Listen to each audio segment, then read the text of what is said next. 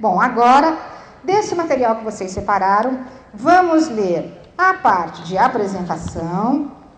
Por exemplo, aqui, Bem-vindo à Floresta Amazônica. Vamos ler a apresentação e depois o índice. E aí vocês vejam, desses 3 que sobraram, se tem alguma coisa de verdade que confirme isso que vocês levantaram, que tem informações sobre biomas brasileiros aí dentro, tá certo? É claro que eu tenho capacidade de leitura sendo mobilizada, capacidade de antecipação, de inferir, só para pegar as estratégias cognitivas, né?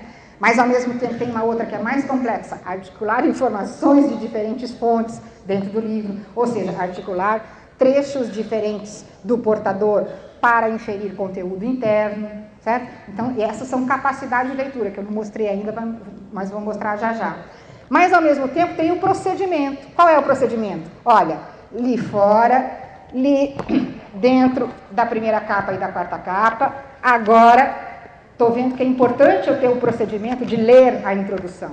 Isso é procedimento. Procedimento é não pular a introdução ou a apresentação, como muita gente faz. Vocês acreditam que eu já usei de apresentação da obra trechos teóricos maravilhosos para sustentar reflexões?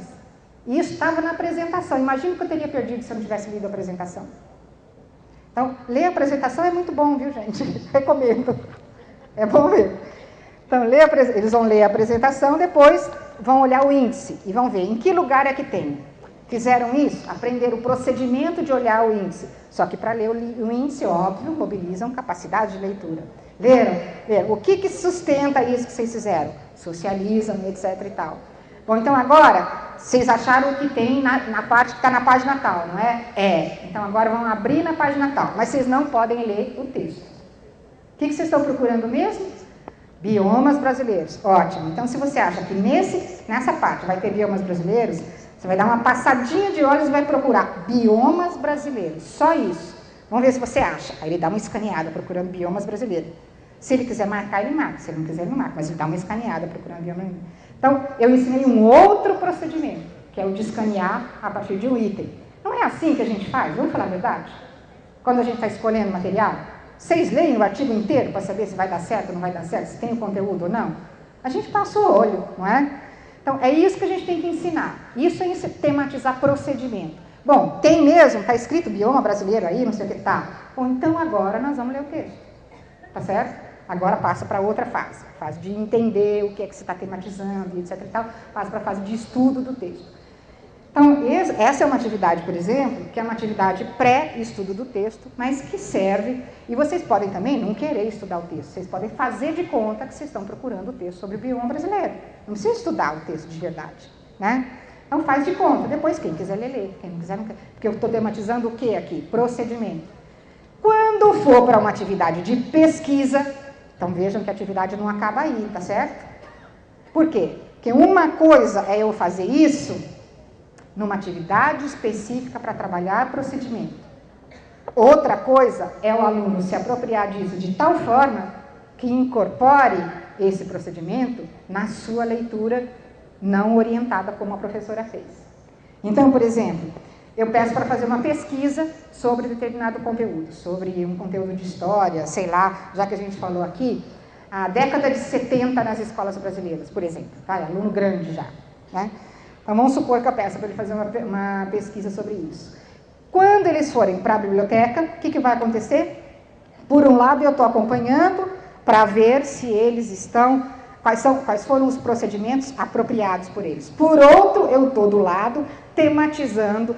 Olha, você olhou a lombada, olhou a capa, olhou não sei o quê? Vamos supor que a biblioteca não seja informatizada, como não é a maioria das nossas escolas, né? E que eles não vão perguntar direto para o bibliotecário ou para o encarregado da sala de leitura a respeito disso, que vão eles pesquisar, ou mesmo que perguntarem, não faz diferença, eles podem, esse é um procedimento de uso de equipamento público, consultar, se tiver um programa, né, informatizado, eles podem aprender a consultar, ou podem consultar a encarregada da sala de leitura, esse é outro procedimento a ser aprendido.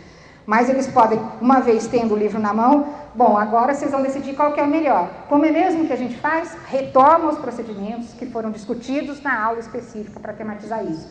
Porque isso ajuda os meninos, eles não ficam com pilhas de livros para pesquisar, não. Vamos selecionar os que de fato servem. Como é que eu seleciono? Usando aqueles procedimentos. Então, não pode parar numa atividade específica só de tematizar o procedimento. Eu tenho que articular essa atividade com situações efetivas de estudo, nesse caso de pesquisa, né, que a gente está colocando aqui, para as crianças aprenderem a se apropriarem de tal forma dos procedimentos que elas incorporem na sua prática cotidiana, de seleção, de obras e etc. e tal.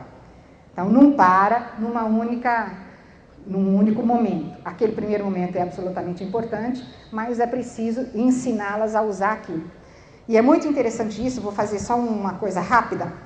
Os professores dizem assim, falando de outra coisa agora, mas os professores dizem assim: mas eu fiz as nossas descobertas do estudo de ortografia, abre o caderno deles para você ver. Aí abre, tem lá, nossas descobertas. Todas as palavras terminadas com ESA com S são não sei o quê. Todas as palavras terminadas com ESA com Z são não sei o que lá.